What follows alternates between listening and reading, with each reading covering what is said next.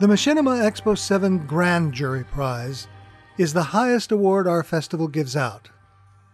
They are the most unique and well-crafted films submitted to the festival. This year we are awarding 2 Grand Jury Prizes, one for conventional animation and another for machinima. Visually beautiful, great characters, and very well drawn, said one of our jurists of the Grand Prize winner for conventional animation. It's indeed a wonderful film, and we are very proud to screen it here at the Expo 7. Our Grand Jury Prize for conventional animation goes to Away by Damien Kolbach.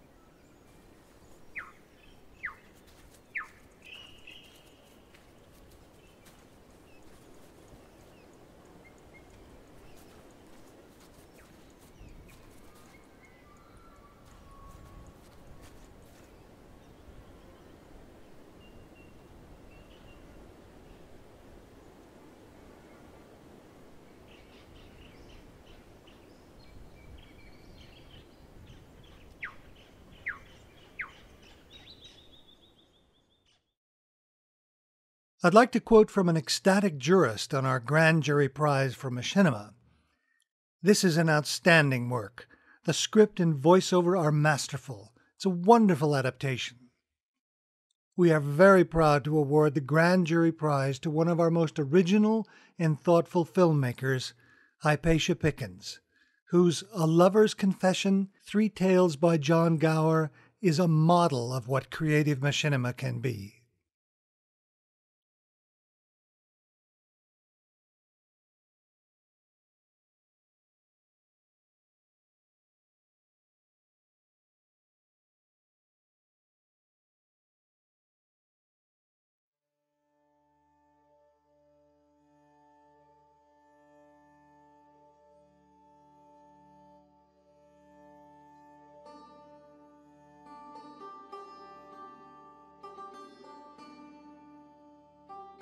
I may not stretch up to the heaven I mean hold, ne set it all in even at this world, whichever is in balance. It's doth not the me suffisant so great a thing as to compass, but I mod let it overpass. Fro this day forth, I think a change, and speak of things not so strange, which every kind hath upon hand, and whereupon the world would stand, and that is love.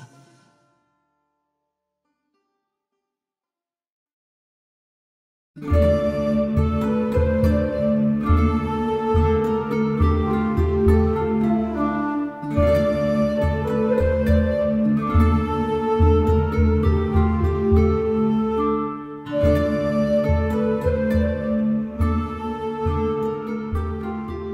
was further for me love, and earth is for the heaven above.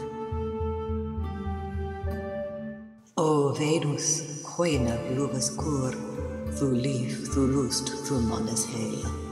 Behold me causa, me quarrel, and give me some heart with the grass. And with that word is of anon, the king of love and queen of both, but he the king with the oath his cheer awayward from he cast. But natheless, ere he forth went, a fiery dart me thuchte hent, and through it through me hair to road. She said, tell thee malady, what is the soul which thou playest? In answer, if thou live, me will is first that thou be shrew, both all thy thought, all thy work. O genius, me don't la clare conferth and hear this man's shrift.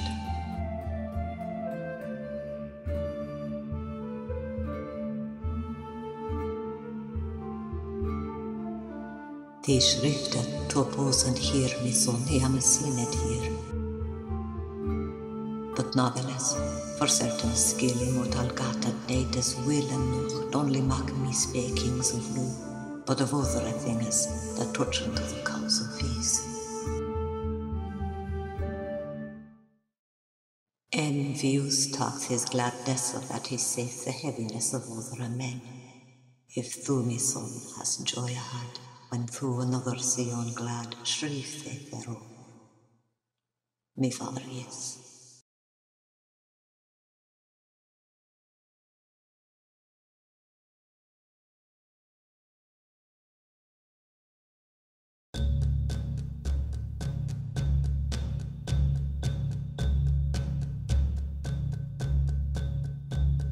Of Jupiter's findi ritu willum that he would a wit upon the plaintiffs which he heard among the men who that it verdes of herum condicium to do justificatium.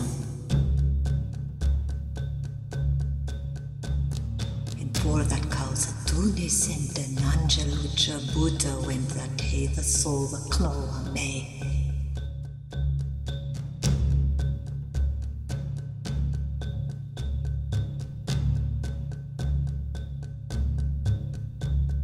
This angel which him showed in form was clothed in a man's form and overtook ye understand who men that went it over London.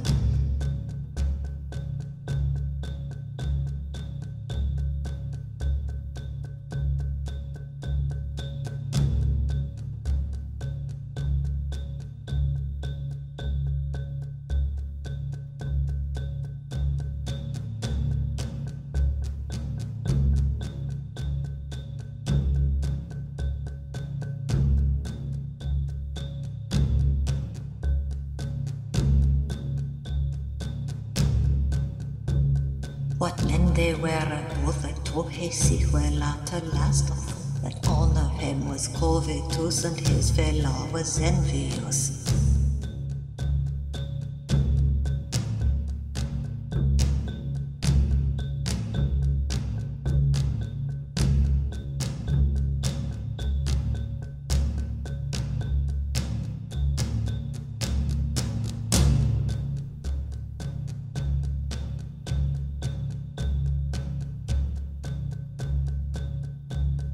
For then he made him understand that he was there of God's son.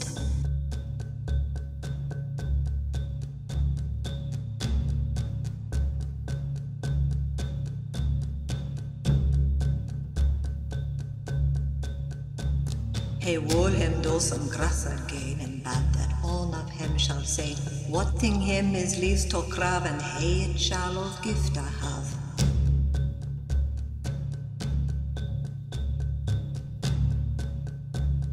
And over that take forthwithal he said that other half shall the double of that his fellow axe.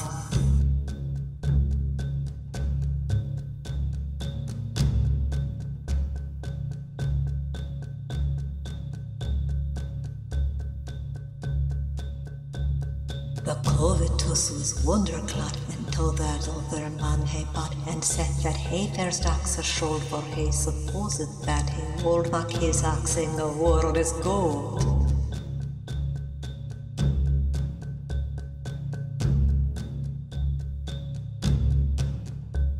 This envy is thought with be lad when that they see he modal got to make his axing first they thought if he worship for profit so it shall be double to his fear. Until this angel thus he said, and for his gift of this he prayed to make him bleed of his own evil that his fellow nothing see.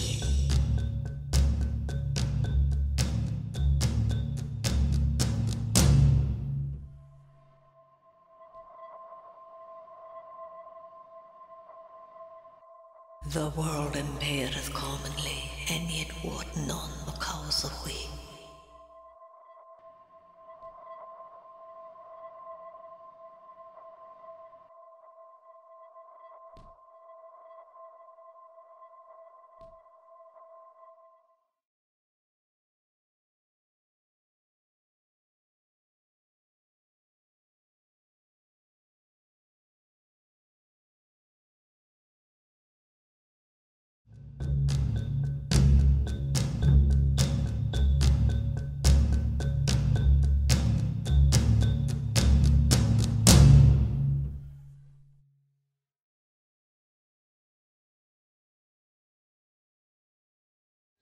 If through the vices less to crow, me son that hath not been on crow, for first that men thus were as grund, that fairness on upon this grund of vis foreign from the law, whereof that many a good fellow hath been distraught by sudden chance, and yet took kind and no pleasance it doth.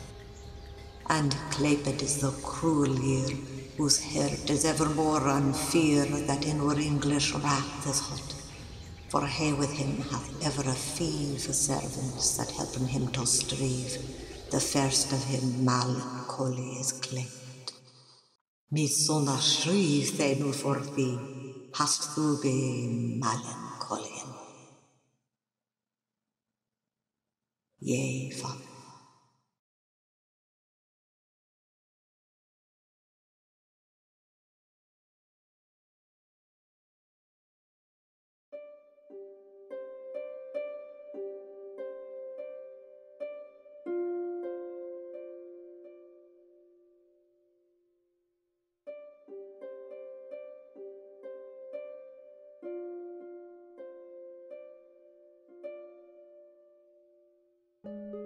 There was a king which Aeolus was hot, and it befell him thus, that he 2 children had fair. The son a Clepid was Machera, the daughter eke Canasse hecht.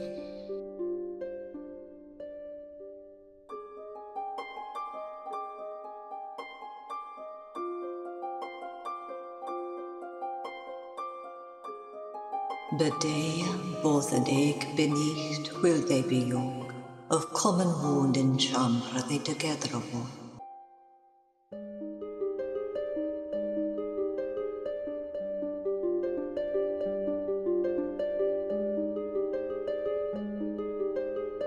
And as they children played him oft, till they be grown up aloft into the youth of lusty age, when kind assaileth the courage with love.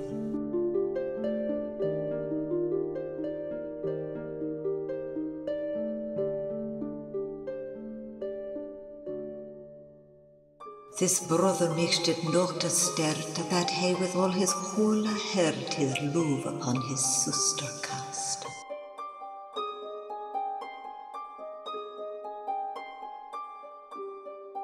Naturen togen and doloren taught them so.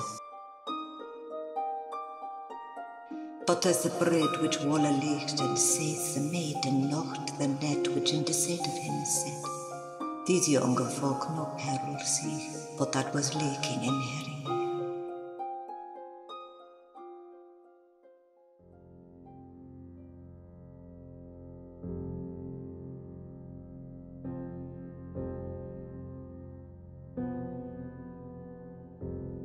So long they together assembled, the womb arose and shake and tremble, and held her in her chamber close, for dread it should be disclose and come to her father ear, whereof the son had also faith, and faineth causa for to read.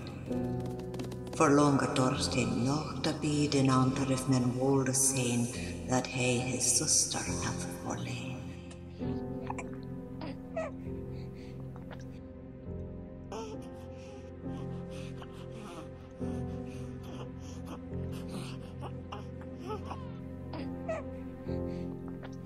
And when the king had understood, anon into melancholy, as though it were a frenzy, he fell.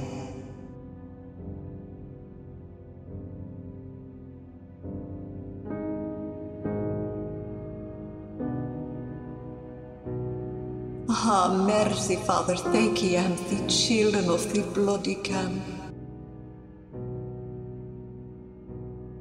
But his horrible cruelty, der nicht temper no pity. A knechte took the way of son to tell unto his daughter so in the manner as he him bad, who she that sharp as swear his blood receive the shoulder.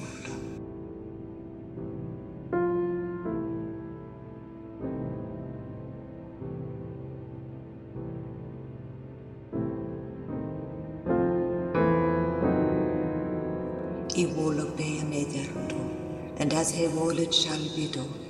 But know this thing may be none other, he will a letter unto me brother read.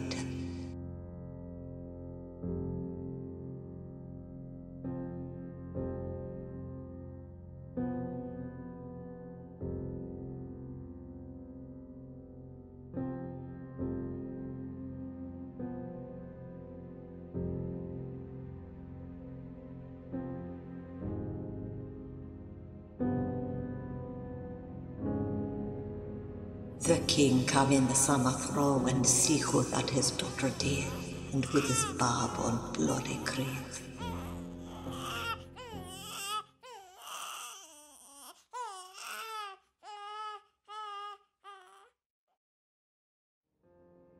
But all that made him not suffice, that he ne bad a jouisse upon the child, and bury him out and set in the forest about some wilde place, what it were, to cast him out of hand there, so that some beast him may devour, whereas no man him shall succour.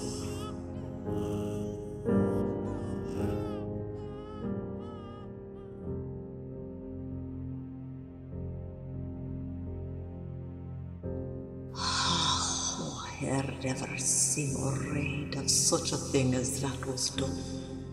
But he which lad his rather so hath know of love but a lit.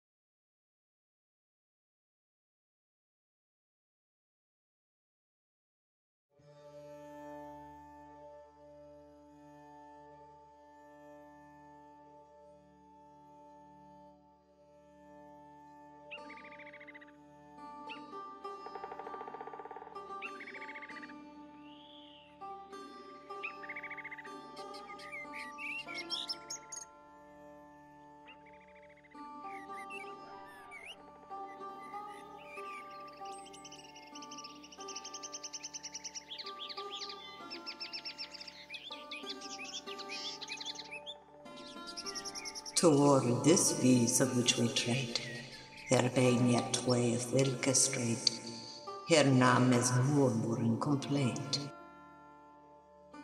There be lovers that though they have of love all that they would crave, yet will they grudge be some way that they will not to love obey. You tell me plainly what thou art.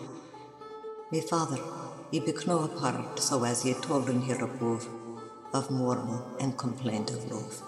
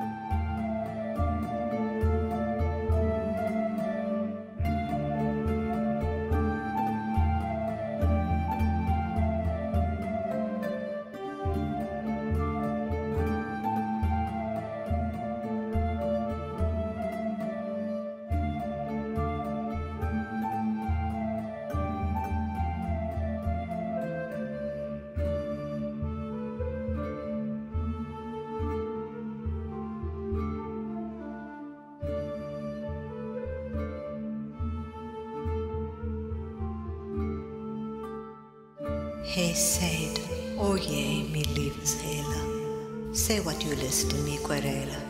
E not what answer ye shall give. But ever a while that ye may live, ye will that ye be me mistress. For ye can locht myself a guess which is the best unto me choice. Thus grant you min whole voice, chase for us both and ye you pray. And what does ever that ye say, richtet ye wola so woly.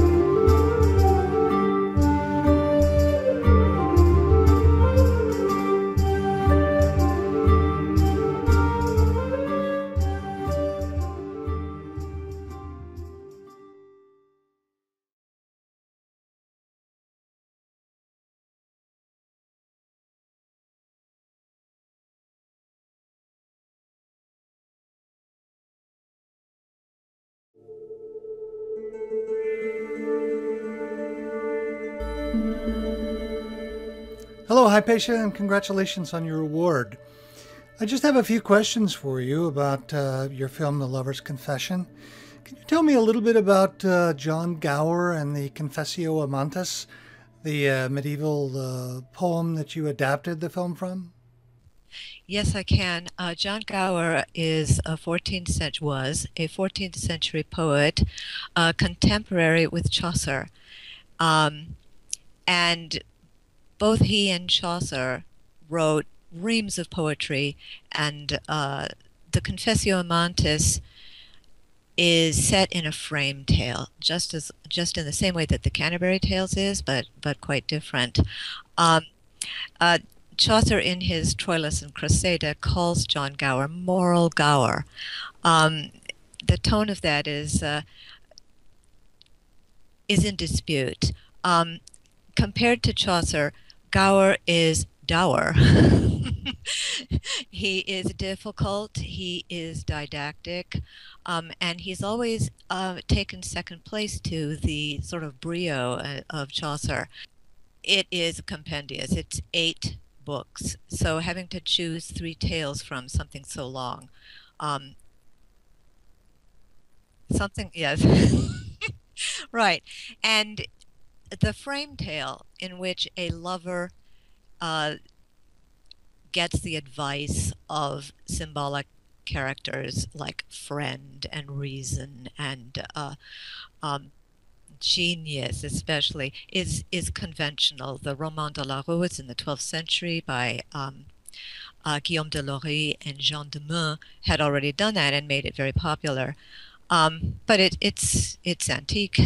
So what Gower does with the Confessions of the Lover is something quite different. Uh, his aim is not to um, exalt romantic love, but to diminish it and criticize it.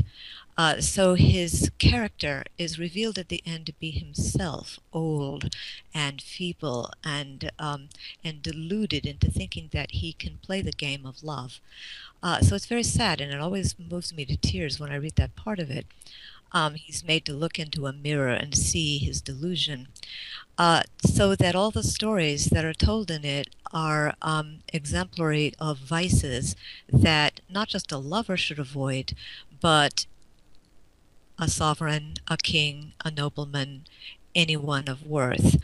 And it starts out essentially in conventional terms, such that you have the lover, Amans, appealing to Venus and Cupid to help him with his terrible lovesickness. And they turn their faces away because, as we will find out later, he is not suited for love. Um, Venus, however, says before I can help you, I want you to confess yourself. You must be shriven by my priest of love, who is Genius. And so Genius essentially serves as the interlocutor for the lover, drawing out of him confessions of his various vices. And the three tales that I told exemplify the three mortal sins, essentially, of the seven deadly sins. So the first one is invidia and avaritia, mostly invidia. That is envy. Envy meant something different in Gower's time than it does today. It's literally in, meaning it's from the Latin in bad, and vidia, looking. So to look with malice upon someone, to rejoice in somebody else's bad fortune. If someone has good fortune, to try to spoil it. And that's demonstrated in the first tale, which is the traveler and the angel, the travelers and the angel. The second one is the sin or the vice of melancholian, all right, which is a misspelling or a distortion of the Greek word melancholy, and that term we have now does not have the force that it did in Middle English, which it meant depression. Depression so bad that it cut you off from any spiritual connection with God. So it's Melan, our word for melon, like as in melanin, but Gower interestingly misspells it, or he spells it differently, M-A-L-E, and melancholy, and so it means evil humor.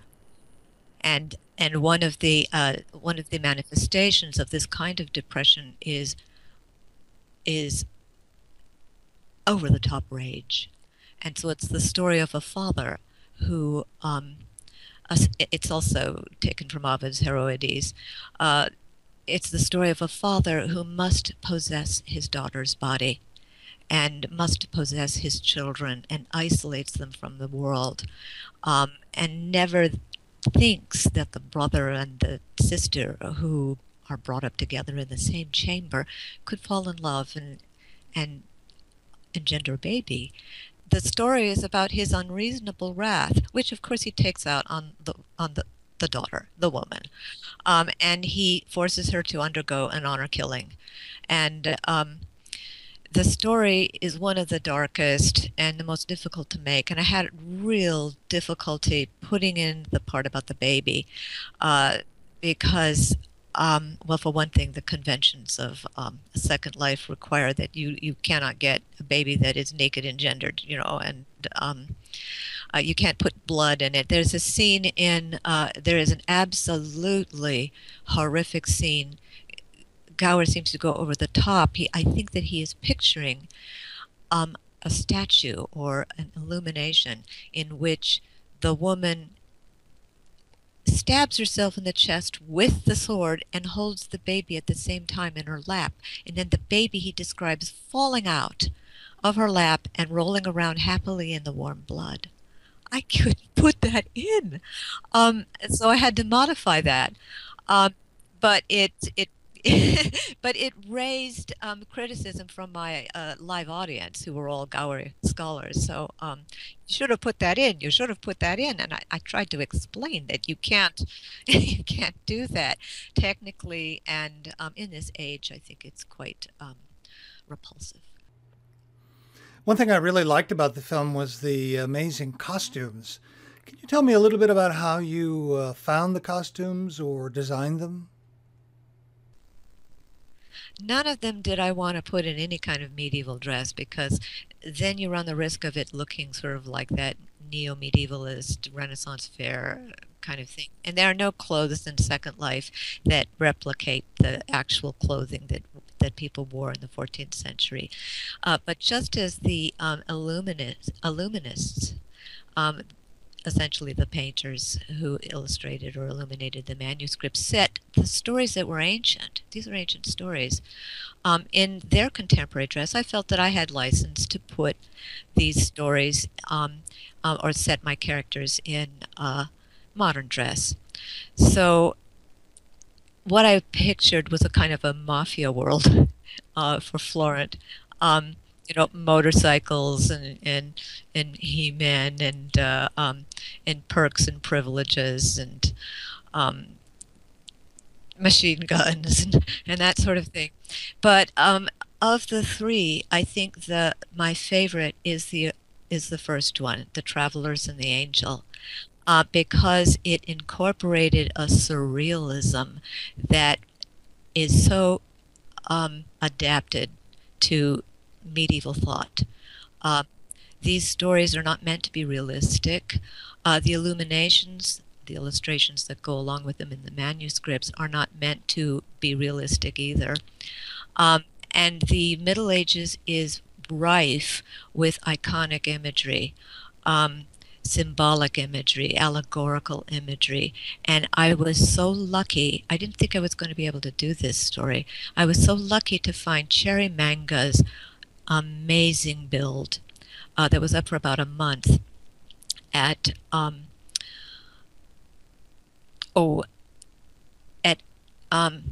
Hex and Romy Nayar's sim, and it's called Insanity. And so you're able to pan over that, and it had the imagery that I needed that's often associated with invidia, malice, and those are the eyes. Envy, the character, the allegorical character Envy, is often depicted as crawling around with daggers pointing out of his eyes, or horrible things coming out of his mouth. And there you have that. I thought this is genius. And I also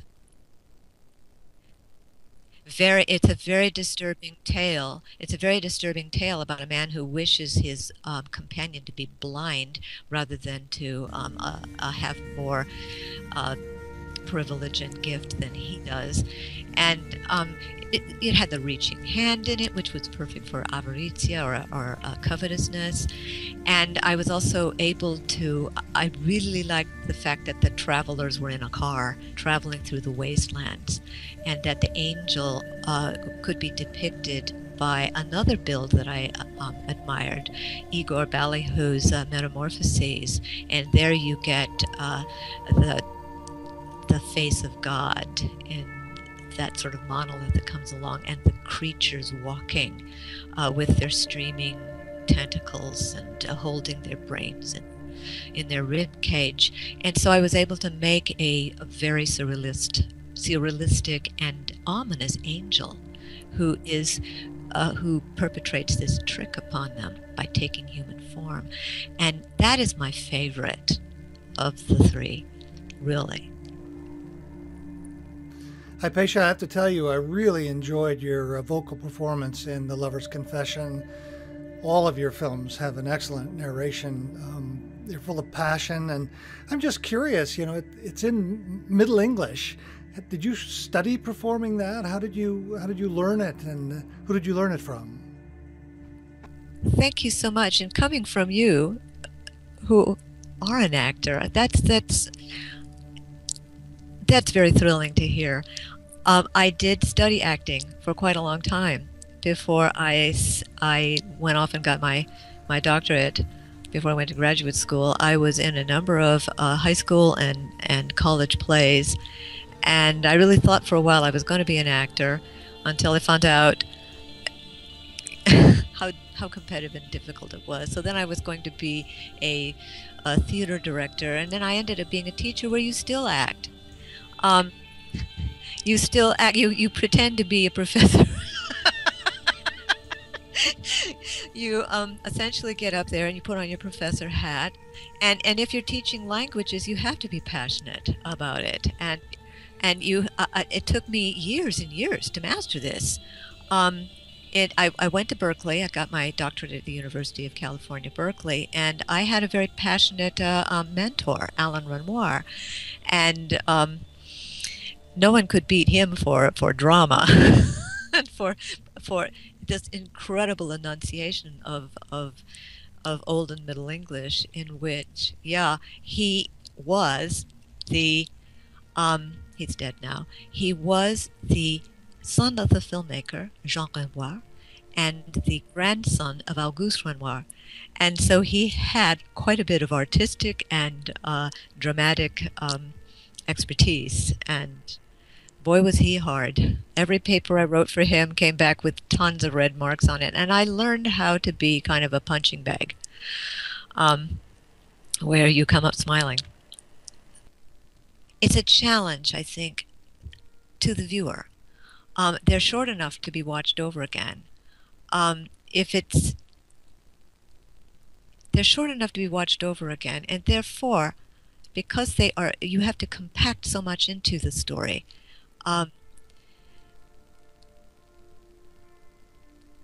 There are some people who are of another opinion altogether and think that, simplicity is best, and grasping it immediately and impact is, that's another quality of machinima that I admire very much and have done in several occasions. But my mind runs towards the tortured and the strange, the sort of spiritual and the dark, and